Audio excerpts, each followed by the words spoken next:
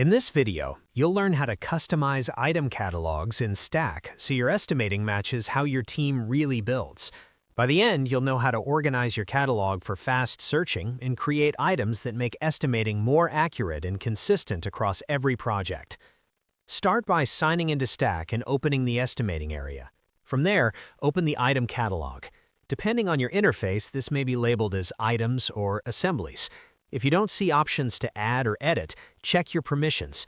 You'll need editor or admin access to make changes in the catalog. It's better to confirm this early so you don't build something you can't save. Before adding items, create a category structure that matches your workflow. In the item catalog, click Add Category and give each category a name your team will recognize easily. Many estimators organize by trade, such as concrete, electrical, or plumbing. Others prefer CSI divisions for consistency across projects, or by project phases if that matches how work is planned on site. Choose one approach and stick with it because consistency is what makes your catalog reliable. When the name looks right, save the category. A well-planned structure makes searching faster, reduces errors, and improves handoffs later.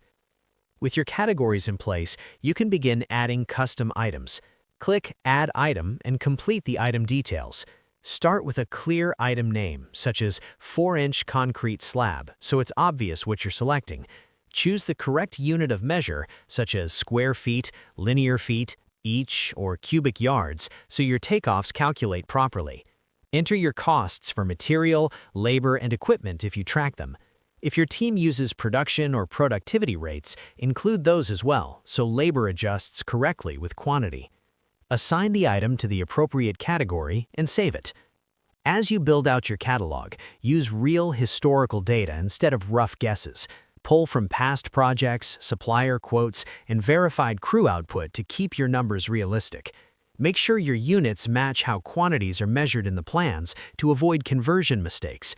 Use consistent naming so similar items appear together when you search. Remember, your catalog is not permanent. You can always return to update costs and improve descriptions as you collect better data. Thanks for watching, and I'll see you in the next video with more tips to help you manage projects smarter and faster.